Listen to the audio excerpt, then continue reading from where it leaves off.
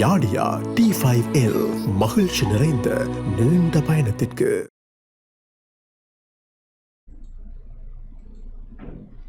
வணக்கம். டான் தமிழொலியின் காலை நேர பிரதான செய்தி அறிக்கையோடு இணைந்திருக்கும் நான் ஜெகநாதன் சஜித். நேற்று நள்ளிரவு முதல் எரிபொருட்களின் விலைகள் சடுதியாக அதிகரித்துள்ளன.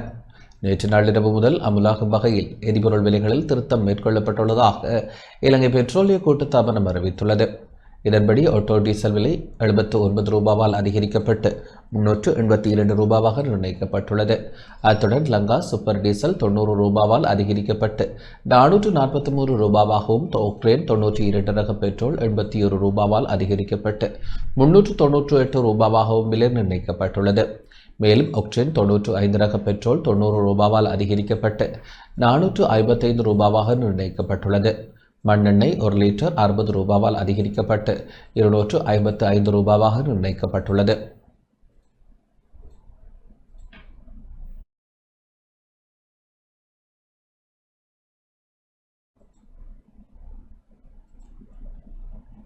அத்தியாவசிய பொருட்களின் விலைகள் அதிகரிப்பதை தடுக்க அரசாங்கம் முன்னெச்சரிக்கை நடவடிக்கைகளை எடுத்துள்ளது.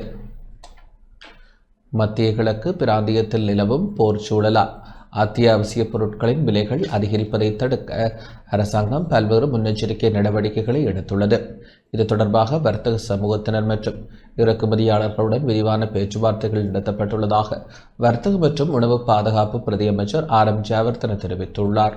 எதிர்வரும் பண்டிகை காலத்தில் பொருட்களின் விலைகளை தன்னிச்சையாக உயர்த்துவதை தவிர்க்குமாறு வர்த்தகர்களுக்கு அறிவுறுத்தப்பட்டுள்ளதுடன் விலை கட்டுப்பாடுகளை விதிப்பதை விட சந்தையில் பொருட்களின் விநியோகத்தை சீராக பேணுவதன் மூலம் விலைகளை நிலைப்படுத்த அரசாங்கம் திட்டமிட்டுள்ளது. குறிப்பாக லங்கா சதொச நிறுவனம் ஊடாக பெருமளவிலான அத்தியாவசிய பொருட்கள் இறக்குமதி செய்யப்பட்டுள்ளன. ஈரானிலிருந்து இறக்குமதி செய்யப்படும் நெத்தலி கருவாடு விநியோகத்தில் பாதிப்பு ஏற்பட்டுள்ள போதிலும் அதற்கு மாற்றீடாக மாலைதீவு மற்றும் மலேசியா ஆகிய நாடுகளிலிருந்து இறக்குமதியை அதிகரிக்க நடவடிக்கை எடுக்கப்பட்டுள்ளது. உருளைக்கிழங்கு, பருப்பு மற்றும் வெங்காயம் போன்ற 80% அதிகமான அத்தியாவசிய பொருட்கள் இந்தியா மற்றும் பாகிஸ்தானிலிருந்து இறக்குமதி செய்யப்படுவதால் நாட்டில் உணவு தட்டுப்பாடு ஏற்பட வாய்ப்பில்லை என அமைச்சு உறுதியளித்துள்ளது. இதேவேளை உள்நாட்டு உற்பத்தியை ஊக்குவிக்கும் நோக்கில் கடந்த ஆண்டு எடுக்கப்பட்ட கொள்கை முடிவின்படி இப்போதைக்கு மீன் இறக்குமதி நிறுத்தப்பட்டுள்ளதாகவும் உள்நாட்டு தொழிற்சாலைகள் மூலம் நாட்டின் தேவையை பூர்த்தி செய்ய முடியும் எனவும் தெரிவிக்கப்பட்டுள்ளது.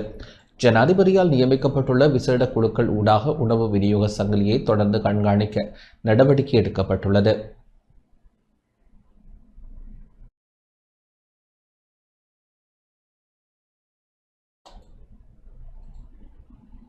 பிரதமர் கலாநிதி ஹரணி அமரசூரிய தலைமையில் விசேட அமைச்சரவை குழு கூட்டம் இடம்பெற்றது. மத்திய கிழக்கு பிராந்தியத்தில் நிலவும் போர் சூழலால் பொதுச் சேவைகளுக்கு பாதிப்பு ஏற்படாதிருப்பதை உறுதி செய்யும் நோக்கில் பிரதமர் கலாநிதி ஹரணி அமரசூரிய தலைமையில் விசேட அமைச்சரவை குழு கூட்டம் இடம்பெற்றது. ஜனாதிபதி செயலகத்தில் இடம்பெற்ற இந்த ஆரம்ப சந்திப்பில் குறிப்பாக எரிசக்தி வளங்களை முகாமைத்துவம் செய்வது குறித்து விரிவாக ஆராயப்பட்டது. சர்வதேச ரீதியில் நிலவும் நிச்சயமற்ற தன்மையால் உள்நாட்டில் அத்தியாவசிய சேவைகள் மற்றும் அரச நிர்வாக கட்டமைப்புகள் முடங்கிவிடக் கூடாது என்பதில் அரசாங்கம் தீவிர கவனம் செலுத்தி வருவதாக இதன்போது தெரிவிக்கப்பட்டது. அமைச்சகங்கள் மற்றும் திணைக்களங்களின் அன்றாட செயற்பாடுகளை எவ்வித தடையுமின்றி முன்னெடுப்பதற்கான நடைமுறை சாத்தியமான வழிமுறைகள் குறித்து பிரதமர் அதிகாரிகளுக்கு ஆலோசனை வழங்கினார். இக்கூட்டத்தில் அமைச்சரவை அமைச்சர்கள், ஜனாதிபதியின் செயலாளர், பிரதமரின் செயலாளர் மற்றும் உயர் அதிகாரிகள், இலங்கை பெட்ரோலிய கூட்டுத்தாபனத்தின் பிரதிநிதிகள் கலந்து கொண்டனர். வெளிப்புற அழுத்தங்களுக்கு மத்தியிலும் நாட்டின் நிர்வாக இயந்திரம் சீராக இயங்குவதை உறுதி செய்ய இந்த விசேட குழு தொடர்ந்து கூடி நிலைமைகளை கண்காணிக்க உள்ளமை குறிப்பிடத்தக்கது.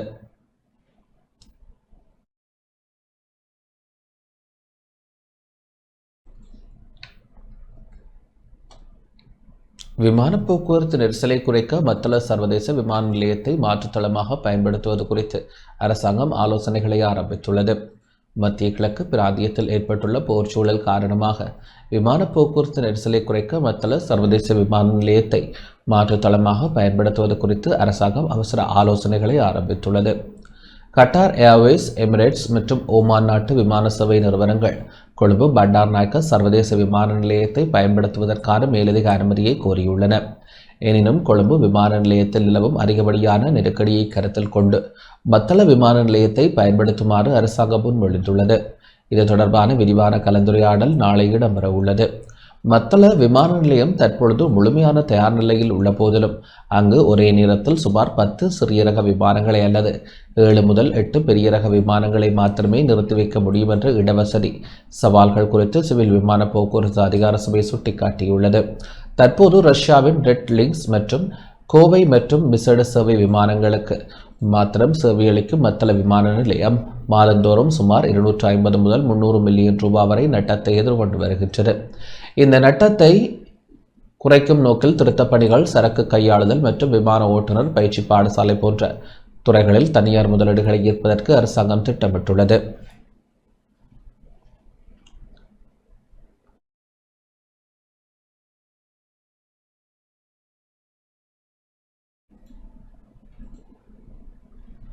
எதிர்வரும் ஜூலை மாதம் வரையிலான காலப்பகுதிக்கு தேவையான உரக்கையிருப்பு நாட்டில் உள்ளதாக நாமல் கருணாரத்ன தெரிவித்துள்ளார். மத்திய கிழக்கு பிராந்தியத்தில் நிலவும் பதற்றமான சூழலுக்கு மத்தியிலும் எதிர்வரும் ஜூலை மாதம் வரையிலான காலப்பகுதிக்கு தேவையான உரக்கையிருப்பு நாட்டில் உள்ளதாக விவசாய மற்றும் கால்நடை வளங்கள் பிரதி அமைச்சர் நாமல் கருணாரத்ன தெரிவித்துள்ளார். உலகளாவிய ரீதியில் எரிபொருள் விலை அதிகரிப்பால் போக்குவரத்து செலவுகள் உயர்ந்துள்ள போதிலும் உள்நாட்டில் உர தட்டுப்பாடு ஏற்படாதிருக்க தேவையான முன்னெச்சரிக்கை நடவடிக்கைகள் எடுக்கப்பட்டுள்ளன. குறிப்பாக யூரியா, முரியேட் ஆஃப் பொட்டாஸ் மற்றும் ட்ரிபிள் சூப்பர் போஸ்பேட் போன்ற உர வகைகள் போதிய அளவில் கையிருப்பில் உள்ளதாகவும் மேலதிக உரத்தை இறக்குமதி செய்வதற்கான கட்டளைகள் ஏற்கனவே பிறப்பிக்கப்பட்டுள்ளதாகவும் அவர் குறிப்பிட்டார். ஏற்கனவே விவசாயிகள் தனியார் விற்பனையாளர்களிடம் அதிக விலைக்கு உரத்தை கொள்வனவு செய்ய வேண்டாம் எனவும் அவர் கேட்டுக்கொண்டார். இருப்பினும் பேராதனை பல்கலைக்கழகத்தின் விவசாய பீட சிரேஷ்ட பேராசிரியர் புத்தி மாரம்பே இது குறித்து எச்சரிக்கை விடுத்துள்ளார். சர்வதேச விநியோக சங்கிலியில் ஏற்படும் இடையூறுகள் இலங்கையின் உணவு பாதுகாப்பிற்கு நீண்டகால அச்சுறுத்தலாக அமையக்கூடும் என அவர் சுட்டிக்காட்டினார். குறிப்பாக உலகளாவிய உர விநியோகத்தில் 1/3 பங்கு ஹோர்மோஸ் நீரிணை ஊடாகவே இடம்பெறுவதால் அங்கு ஏற்படும் பாதிப்புகள் உர இறக்குமதியில் பாரிய தாக்கத்தை ஏற்படுத்தும் என அவர் குறிப்பிட்டார். மேலும் இலங்கையின் நெற்செய்கை நடவடிக்கைகளில் 90%க்கும் அதிகமானவை இயந்திரமயமாக்கப்பட்டுள்ளதால் எரிபொருள் வெளியேற்றம், அறுவடை மற்றும் நிலம் தயாரிப்பு பணிகளையும் பாதிக்கலாம் என்றும் நிபுணர்கள் கவலை வெளியிட்டுள்ளனர். அரிசி, சோளம் மற்றும் தேயிலை போன்ற முக்கிய துறைகளுக்கு முன்னுரிமை அளித்து உர விநியோகத்தை உறுதிப்படுத்துமாறு அவர்கள் அரசாங்கத்தை வலியுறுத்தியுள்ளனர்.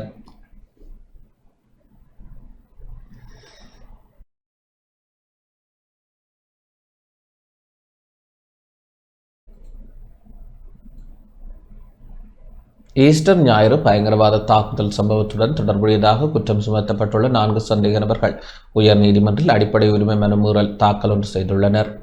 ஈஸ்டர் ஞாயிறு பயங்கரவாத தாக்குதல் சம்பவத்துடன் தொடர்புடையதாக குற்றம் சுமத்தப்பட்டுள்ள 4 சந்தேக நபர்கள் தங்களுக்கு நியாயமான விசாரணைக்கான உரிமை மறுக்கப்படுவதாக தெரிவித்து உயர்நீதிமன்றில் அடிப்படை உரிமை மீறல் மனு ஒன்றை தாக்கல் செய்துள்ளனர்.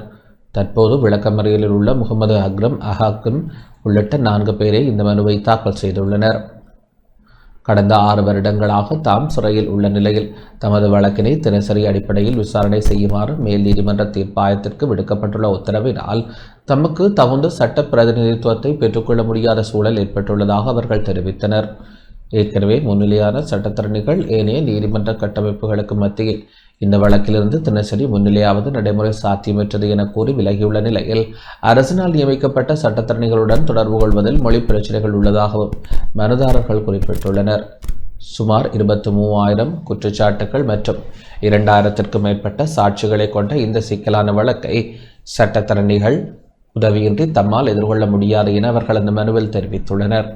எனவே இந்த அடிப்படை உரிமை மீறல் மனு மீதான விசாரணை நிறைவடையும் வரை மேல் நீதிமன்றம் தீர்ப்பாயத்தின் விசாரணைகளை இடைநிறுத்தி இடைக்கால தடை உத்தரவு பிறப்பிக்குமாறு அவர்கள் உயர் நீதிமன்றை கோரியுள்ளனர். இதேவேளை இந்த வழக்கின் விசாரணைகளை காலதாமதமின்றி ஒத்திவைக்க முடியாது என தெரிவித்துள்ள மேல் நீதிமன்ற தீர்ப்பாயம் சட்டத்திறனிகளை தமக்குரிய செலவிலோ அல்லது அரச உதவியுடனோ நியமித்துக் கொள்ளுமாறு பிரதிவாதிகளுக்கு ஏற்கனவே அறிவுறுத்தியுள்ளமை குறிப்பிடத்தக்கது.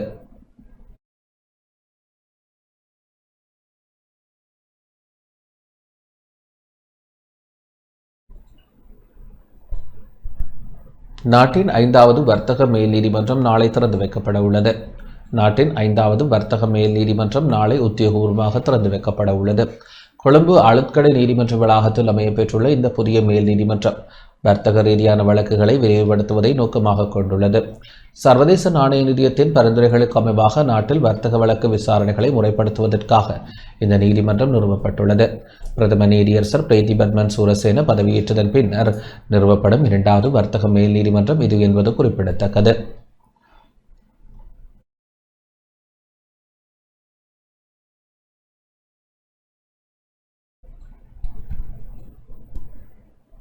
நாட்டில் QR முறைமையின் கீழ் வழங்கப்படும் எரிபொருளின் அளவு அதிகரிக்கப்பட்டுள்ளது. நாட்டில் அமலில் உள்ள QR முறைமையின் கீழ் வாகனங்களுக்கு வழங்கப்படும் எரிபொருளின் அளவு அதிகரிக்கப்பட்டுள்ளது. இந்த புதிய மாற்றங்கள் நேற்று நள்ளிரவு முதல் அமலுக்கு வருவதாக அதிகாரிகள் அறிவித்துள்ளனர். எரிபொருள் விநியோகத்தை சீரமைத்தல் மற்றும் மக்களின் தேவைகளை கருத்திற்கொண்டு இந்த முடிவு மேற்கொள்ளப்பட்டுள்ளது. முச்சக்கர வண்டிகளுக்கு 20 லிட்டர், வேன்களுக்கு 50 லிட்டர், லோரிகளுக்கு 200 லிட்டர் என்பதில் மாற்றமில்லை. மோட்டார் சைக்கிள்களுக்கு 8 லிட்டர், பேருந்துகளுக்கு 100 லிட்டர், வர்த்தக வாகனங்களுக்கு 40 லிட்டர் என எரிபொருள் விநியோக அளவுகள் அறிவிக்கப்பட்டுள்ளன. எனினும் QR முறைமை தொடர்ந்து அமலில் இருக்கும் என அதிகாரிகள் தெரிவித்துள்ளனர்.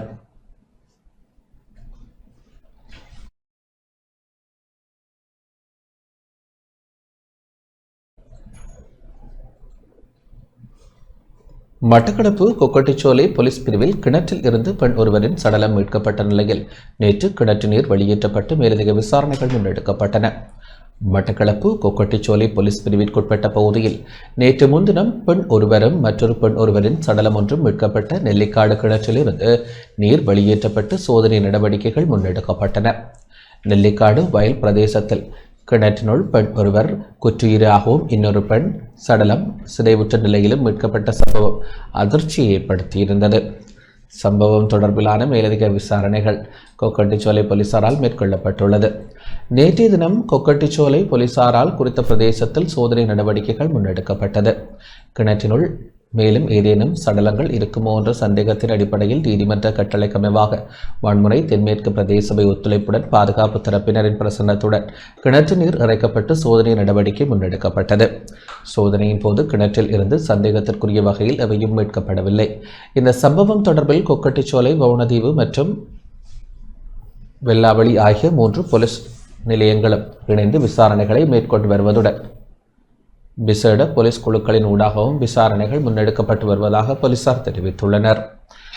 கொத்தியா புலையில் நேற்று முன்தினம் காணாமல் போன பெண் கொக்கட்டிச்சோலை போலீஸ் பிரிவிற்குட்பட்ட நெல்லிக்காடு வயல் பிரதேசத்தில் அமைந்துள்ள பொது கிணற்றில் இருந்து குற்றீராக மீட்கப்பட்டதுடன் இன்னொரு பெண்ணின் சடலமும் முற்றாக சிதைவுற்ற நிலையில் மீட்கப்பட்ட விடயம் பேசுபொருளாக மாறியுள்ளது. மீட்கப்பட்ட சடலம் வெள்ளாவளி போலீஸ் பிரிவிற்குட்பட்ட 40ஆம் கிராமம் வம்மியடி உற்றளை பகுதியைச் சேர்ந்த 45 வயதுடைய ரவி நலாயினி என்பவருக்கு சொந்தமானதாக இருக்கலாம் என உறவினர்களால் அவரது பாதணிகளை வைத்து அடையாளம் காணப்பட்டது. எனினும் பிரேத பரிசோதனையின் பின்னரே அது உறுதிப்படுத்தப்படும் என போலீசார் தெரிவித்தனர். இதேவேளை CCTV கேமரா பதிவுகளின் மூலம் கிணற்றில் மீட்கப்பட்ட பெண் செல்லும் காட்சியும் அவருக்கு பின்னால் செல்லும் வேறு ஒரு பெண் ஒருவரின் காட்சியும் வெளியிடப்பட்டுள்ளதுடன் குறித்த பெண் இந்த சம்பவத்தோடு தொடர்பு பட்டிருக்கலாம் என்ற சந்தேகத்தின் அடிப்படையில் ஊடகங்களில் விமர்சனங்கள் முன்வைக்கப்படும் நிலையில் இது தொடர்பான விசாரணைகள் முன்னெடுக்கப்பட்டு வருவதாக போலீசார் தெரிவித்தனர்.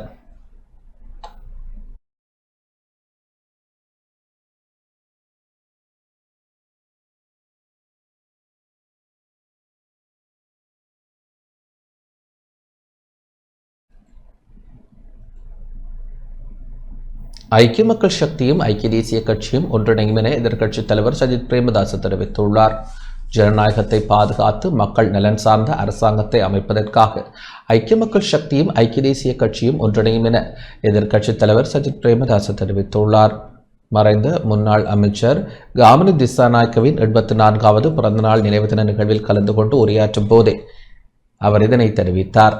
கடந்த காலங்களில் எடுக்கப்பட்ட தவறான தீர்மானங்களால் 22 மில்லியன் மக்களும் பெரும் பாதிப்புகளை சந்தித்துள்ளனர். இடதுசாரி அல்லது வலதுசாரி என்ற பிரிவினைகளுக்கு அப்பாற்பட்டு பொதுவான மக்கள் முகாமையை வலுப்படுத்த வேண்டியது காலத்தின் கட்டாயம் எனவும் அவர் வலியுறுத்தினார். உணவு பாதுகாப்பு, காணி அற்றவர்களுக்கு காணி உரிமை மற்றும் பலமான மக்கள் சக்தி போன்ற காமினி திசாநாயக்கவின் கனவுகளை நனவாக்க இரு கட்சிகளும் கைகோர்க்கும் என அவர் உறுதியளித்தார். தற்போதைய அரசியல் சூழலில் தேங்காய் தொட்டி அரசியல் அல்லது டொலர் மூட்டை அரசியலை மக்கள் இனி ஏற்றுக்கொள்ள மாட்டார்கள் எனவும் மக்களின் நம்பிக்கையை பணத்திற்கு விற்பனை செய்யும் காலம் முடிந்துவிட்டதாகவும் அவர் சுட்டிக்காட்டினார். அனைத்து மதங்களையும் இனங்களையும் மதிக்கும் ஒருமித்த நாட்டை கட்டியெழுப்ப மனிதாபிமான முதலாளித்துவ கொள்கையே அவசியம் என தெரிவித்த சஜித் பிரேமதாச தனது அரசியல் பயணத்தை தொடங்கி வைத்தவர் காமினி திசாநாயக்க என்பதையும் நன்றியுடன் நினைவு கூர்ந்தார். 30 ஆண்டுகளில் முடிக்க வேண்டிய மகாவலி திட்டத்தை 6 ஆண்டுகளில் நிறைவு செய்த காமினி திசாநாயக்கவின் மக்கள் பணி மகத்தானது எனவும் வெளிநாட்டு இறக்குமதி சித்தாந்தங்களை விட எமது மண்ணுக்கு ஏற்ற ஜனநாயக கொள்கைகளை நாட்டுக்கு தேவை என்றும் அவர் இதன்போது தெரிவித்தார்.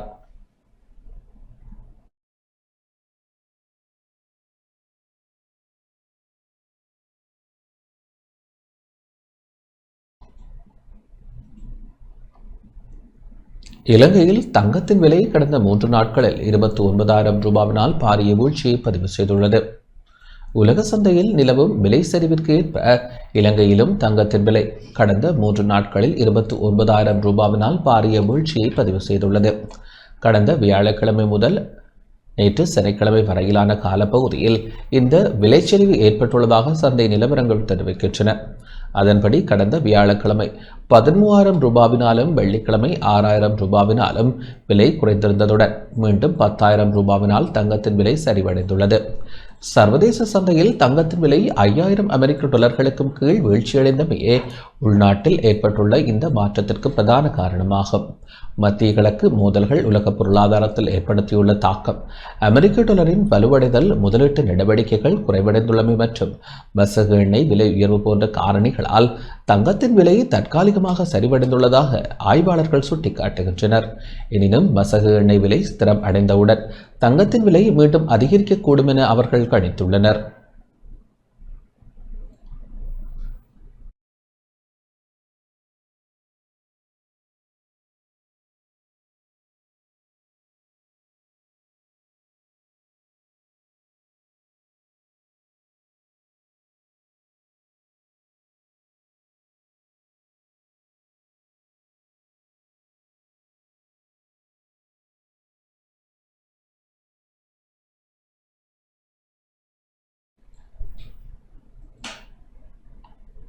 ஸ்ரீலங்கன் ஏர்லைன்ஸ் நிறுவனம் கொழும்பு மற்றும் துபாய் இடையிலான சேவைகளில் மாற்றங்களை அறிவித்துள்ளது. ஸ்ரீலங்கன் ஏர்லைன்ஸ் நிறுவனம் கொழும்பு மற்றும் துபாய் நகரங்களுக்கு இடையிலான தனது விமான சேவைகளில் மாற்றங்களை அறிவித்துள்ளது. இதன்படி எதிர்வரும் மார்ச் 21 முதல் 24 வரையான காலப்பகுதியில் கொழும்பு துபாய் இடையே இயக்கப்பட இருந்த 2 விமான சேவைகளும் ரத்து செய்யப்பட்டுள்ளதாக அந்த நிறுவனம் உத்தியோகபூர்வமாக அறிவித்துள்ளது. விமான பயணங்களை மேற்கொள்ள திட்டமிட்டுள்ள பயணிகள் தங்களது பயண விவரங்கள் மற்றும் தற்போதைய நிலைமைகளை நிறுவனத்தின் உத்தியோகபூர்வ இணையதளம் அல்லது சமூக ஊடக பக்கங்கள் வாயிலாக தொடர்ச்சியாக சரிபார்த்துக் கொள்ளுமாறு அறிவுறுத்தப்பட்டுள்ளனர்.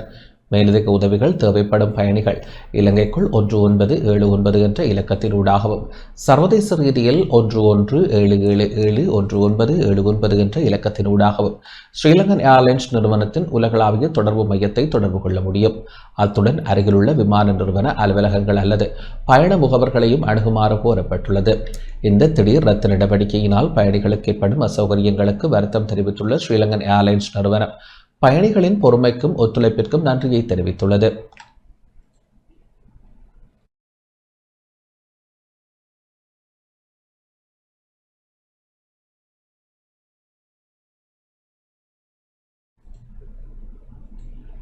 இத்துடன் இந்த செய்திகள் நிறைவடைகின்றன. வணக்கம்.